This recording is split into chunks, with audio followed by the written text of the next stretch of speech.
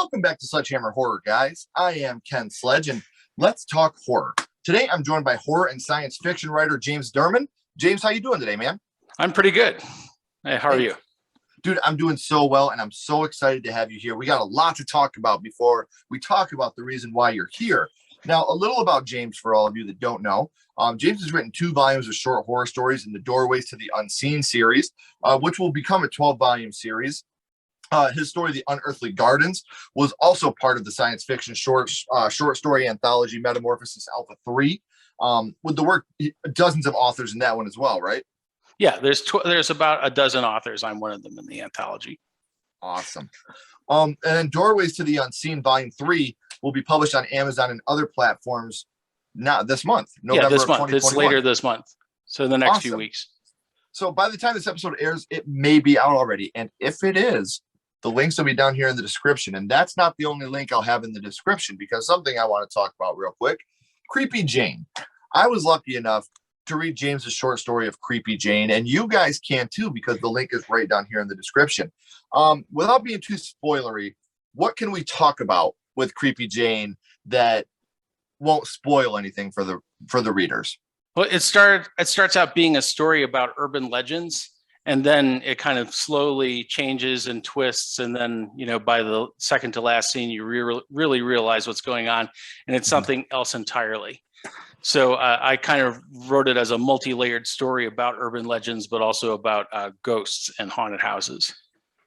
And I can tell you guys this, in all honesty, this ending is very open to interpretation, as we just discussed before we actually started. I was talking about the ending and how I viewed it, and he was like, "No, you idiot! This is what happened." No, I didn't say idiot, but it is definitely open to interpretation, guys, and I think that you'll enjoy it very, very much. I had such a good time with it. So I have the links for that down here in the description, as well as James's social media links, so that way you guys can check him out on social media. I strongly recommend it. He's very active on Twitter, and we have a whole lot of fun interacting on there. That's how we met, and I'm so blessed to have you. So before we get into the reason why you're here, how long have you been writing for? It's been about 5 years now. So I published the first book in late 2016, right around Halloween. And I was part of the Halloween special for, Chilling Tales for Dark Nights. Are you familiar with that podcast? Okay. All right. It's out of Wisconsin. They have a pretty big YouTube following. It's in the hundreds of thousands. And that's awesome, man. They did a special Halloween episode where they recorded 3 of my short stories from volume 1, and it was probably about 2 hours or even 3 hours episode with just my writing. They did it with voice actors, and that has over 100,000 views on YouTube right now. That's dude, I can't wait to check it out. I wrote it down so I can check it out when we're done. Well, actually, volume 1 did really well. I just kind of threw it out there, and people really liked it. And it's got 30 reviews on Amazon. It's been selling pretty much most months since I published it, even 5 years ago. And then volume 2 came out. It came out last year, and then right around this time. And then volume 3 will be out around the end of this month. That is so awesome, man. And if I don't have the links for the description, that means that it hasn't been published yet. But I will update the description once it has been published. That way you guys can have it down there as well. So that way you guys can look into it as well. You can link to the book series page on Amazon. There we go. That's what I'll have. Yeah, because it'll definitely be there. Right now, volumes 1 and 2 are there. Well, I want you guys to check this stuff out. All the links I have, I'm going to put in the description, because I love what this guy does. And I can't wait to buy some of these myself, because for me, reading Creepy Jane really got me excited to hear a lot of the other stuff that we're going to be doing. So this is very exciting for me. And we're going to talk about that more after the podcast, because I have a request for you. But I'm very excited to read these. But my friend, we know what you got going on in the future with the new volume being released, and we know what you're doing right now. But real quick, James, I want to take you back to the past. And I want to talk about what got you started in the horror genre, your first horror movie. And your first horror movie was? I said it was Salem's Lot, the TV miniseries. Man, what a great way to start. This is a movie and it's being remade right now as we speak, I believe. Yes, it is. I'm very excited to see what they do with this, because this is one of the better vampire stories out there. Do you remember how old you were the first time you had seen I it? was 7, I mentioned. So I'm going to be 50 in March. And so yeah, I'm going to be 50 in March. So you do not look like you're going to be 50 in March, man. You look well, very, dude. If I look as good as you when I'm 50, I'm going to go out and buy a new fucking car and play the lottery in 3 different states. Well, I appreciate that. But yeah, I mean, I got started on horror really early, and I'm from Detroit, like you are. I think you're from the Detroit area. So yeah, all right. So I live in Colorado now. I've lived here for a long time, but I watched the Creature double feature on channel 20. You know, I watched that every Saturday afternoon for years and years when it was on channel 20, and then I watch horror movies on channel 50. And back in the days of broadcast analog TV. And yeah, man. back when we had 7 channels, remember? Yep. I don't remember how far you go back, but we had like ABC, NBC, CBS, Fox, CBS. Well, that Fox was even later, but when I was growing up, it was just the 3 main channels, and it was TV 20, TV 50, and then we had PBS, and then we could get the CBC across the border from Canada. Yep. So that came in really well. The bridge to Canada is not that far of a drive from us. Yeah, I mean, I grew up pretty close to the Canadian border. Yeah, it was about 15 or 20 minutes away. But anyway, I started watching all those movies. I've watched probably, well over several hundred B movies from the 70s, that were horror movies, including like Let's Scare Jessica to Death and Children Shouldn't Play with Dead Things. Do you remember the bumper from TV 20? Yeah, where they played Black Dog, and they showed scenes. The opening scene of the Creature double feature was showing all the zombies rising from the graves from Children Shouldn't Play with Dead Things. So dope. Yeah. So, have you seen either one of those movies? They're from the 70s. Oh, okay. Yeah, you can check them out. They're both B horror classics. They're like low budget movies. Educate me on these because I'm super super anxious to watch them, man. This sounds awesome. Well, Children Shouldn't Play with Dead Things was done by Bob Clark, who directed The Christmas Story. He eventually he went on to have a mainstream Hollywood career, but I think probably one of his first movies, or his first movie, was this kind of low budget production.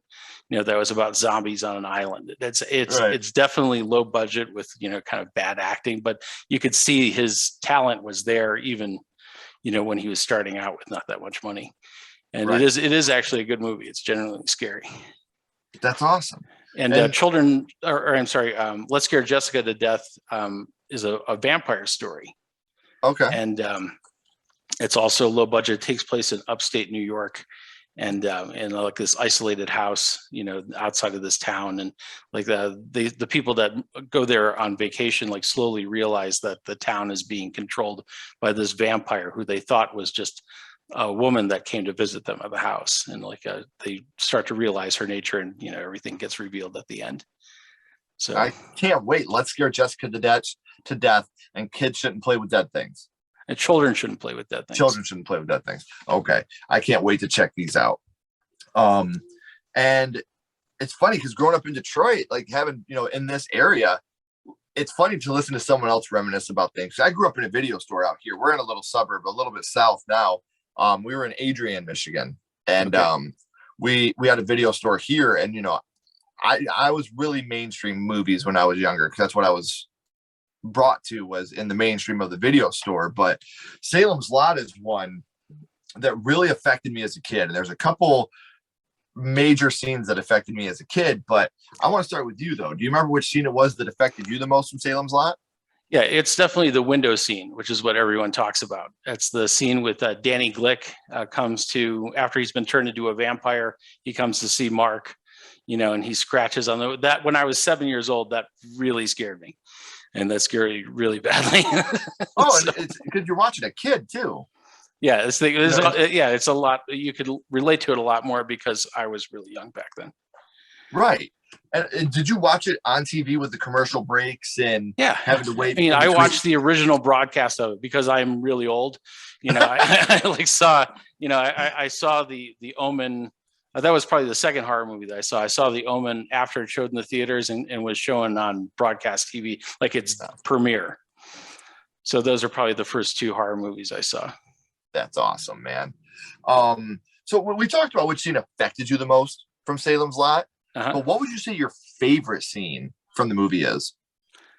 Let's see. The scene where they go to the house at the end, they confront. Well, no, actually, that wouldn't be the best scene. The best scene is the very end where they're in Guatemala, and Mark and David Soul. That I can't remember his character's name, but he plays the Stephen King type writer character. Yeah. That goes back to the small town, and he and Mark escape, and they're being stalked by the vampires. And Bonnie Belinda, I think that's the actress's name. It might not be I think it is. His girlfriend from the town. She's there. They realize that she's there, and he sees her on the bed, and she has her eyes closed, and she's talking to him. And then he leans over her, and she opens her eyes, and he realizes that she's a vampire as well. Yeah. And then they stake her, and that's how it ends. I thought that was a great ending for the movie. Oh, it absolutely is. And that scene, and then the one when he's in the coffin, when they're digging up the grave, and he does the sit up and that jump scare right there. That wasn't that scary because I was kind of expecting that. But the scene with Bonnie Belinda at the end, I was really right. It almost came out of nowhere. Absolutely. And this is a movie that I always ask. Usually what I ask is, would you like to see this movie remade today? Now, obviously, they're already doing a remake of this film. So this isn't something we have to get too deep into, but is this something you're excited about to go see a remake of this? No, I mean, the thing is they already have remade it, I think. Mm-hmm. There was a remake in the 90s, and I never saw it. I didn't think it was supposed to not be very good. I don't think they really can remake it. Tobe Hooper did a great job with Salem's Lot, and I don't think any remake will really be that good. Sure. And I'm one of those people that I like to always give them a chance, but it's hard to accomplish more than what they did. Yeah, exactly. Any remake, even if it is good, any remake will be inferior to the original, unless they really knock it out of the park, because it's probably one of the best horror movies of the 70s, I think, Salem's Lot. Oh, it still gets talked about today. So people are watching it, even 40 years later, people are still watching it and, talking about it. So, and it's one of those things where Salem's Lot, being your first horror movie, I'm sure was very, very inspirational to you. But now I kind of want to throw you a little bit of a curveball here. We talked about which movie was your first horror movie, but now my little buddy Ghostface has a question for you. Okay. What's your favorite scary movie, James? What is your favorite horror movie of all time? I mean, it's hard to say, but I mean, a lot of people say The Exorcist, so I'll say The Exorcist. It's probably the best horror movie that's ever been made.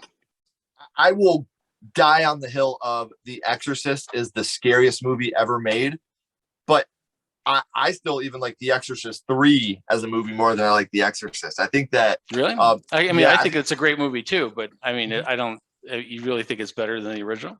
I really do, man. But here's why, and this is just on personal preference.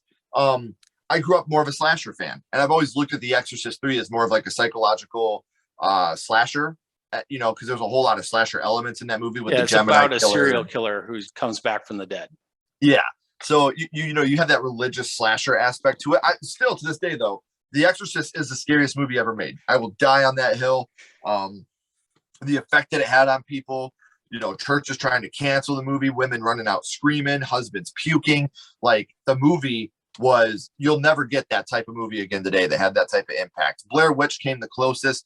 And even that didn't have the impact on what The Exorcist did. But man, there's something about The Exorcist 3 that just reels me in. That's probably, out of that franchise, that's probably the one I've watched the most. And it's funny because I always say The Exorcist is the scariest. The Exorcist 3 is my favorite. And The Exorcist 2 is the worst, not horror movie, but the worst movie I've ever seen in my life. A number of people, I think it's John Boorman directed it, right? Yeah. I think so. And he's made a lot of great movies. Yeah, and it's funny because a lot of the things that have happened that he's done, I love. But The Exorcist 2 is just, I don't know. I cannot get into that movie. I can't stand it. Well, yeah, it's definitely up there among the worst movies ever made. It's definitely one of the worst sequels. Oh, absolutely. That hands down. So, man, I got one more question for you before we get off of here. We always end these with a skull count. Now, what we're doing is we are going to go back to Salem's Lot, and we're ranking this on a skull count. We're not being critics. We're not judging it on acting, production, score, nothing like that. We're judging this strictly on how much this movie affected you on first viewing. So 0 skulls being the worst, 5 being the best. What would your ranking of Salem's Lot be? So let's see. You said what's the scale again? 0 skulls is the worst and 5 is the best. 5 is the best. So I mean, we're rating this entirely on the quality of the movie. No, just how it affected you. Nothing How it about affected, quality, yeah, definitely a nothing like 5. that. I mean, Yeah. I've occasionally, I've watched it probably 7 or 8 times since I've watched it, the original, something like that. Every several years I watch it again. And So, it's one of those movies it's always that good. every time I watch it, I pick up on something else I never noticed the time before. Yeah, so it's definitely among my favorite movies. Okay, Yeah. I definitely give it 5 skulls. For sure. Man, this has been so much fun. And I want to remind everybody, make sure that you are clicking the links in the description. Make sure that you are reading these stories, because I promise you, you are not going to regret it, especially after you read Creepy Jane. The ending of that book alone, or the short story, had me so like on the edge of my seat wanting more. I didn't want it to end there. Would you ever consider making Creepy Jane like a full-on story? No, I mean, it pretty much ends there. I mean, it leaves it open about what's going to happen, Right. with the main character. But I don't think the idea is maybe that there'll definitely be worse things that will happen in the future, Okay. based on what happens at the very end. But yeah, I don't think it really needs a full length book or anything. I am writing like full length novels that I'm going to publish. Uh-huh. And then like you mentioned that Doorways to the Unseen will have 12 volumes altogether before I finish, the series. But there are prequels and sequels in the series. Awesome. So I already, for a story that I wrote in volume 1, I wrote a prequel story to it in volume 2, and then there'll be, and then I'll follow that kind of pattern where I write a, either a prequel or sequel to some of the stories that I think deserve them. That the story continues. They're like That's 5,000 or awesome. 6,000 word short stories. I can't wait, man. This is something I'm very excited about. I can't wait to dig in. Like I said, we're going to talk about that more here in a second. Don't go anywhere, because I do want to talk about that with you. Everybody sure. else, thank you so much for joining us. As always, keep talking horror, stay what you are, and we'll see you guys soon.